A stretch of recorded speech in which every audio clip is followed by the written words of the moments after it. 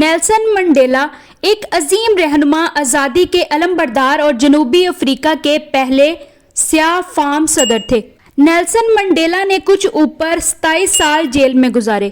یہ ایک طویل سیاسی قید تھی، لیکن یہ قید منڈیلا اور اس کے نظریے کو نہ توڑ سکی اور نہ ہی ختم کر پائی۔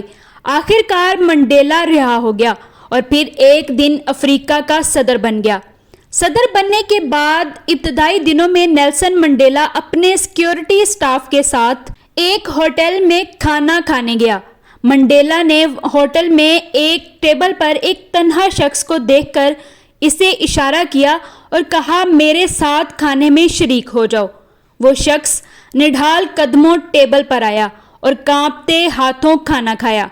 کھانا کھا کر اس نے اجازت لی اور جلدی سے ریسٹورنٹ سے نکل گیا۔ سیکیورٹی انچارج نے منڈیلا سے کہا، مجھے اس آدمی کی صحت اچھی نہیں لگی، میں اس کے پیچھے جاؤں؟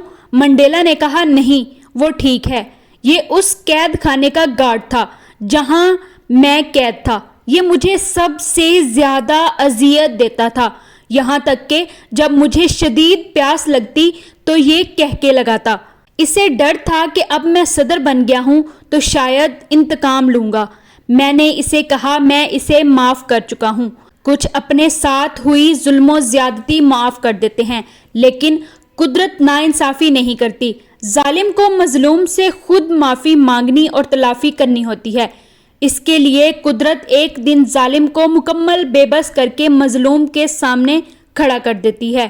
یہ ویڈیو اختتام کو پہنچتی ہے۔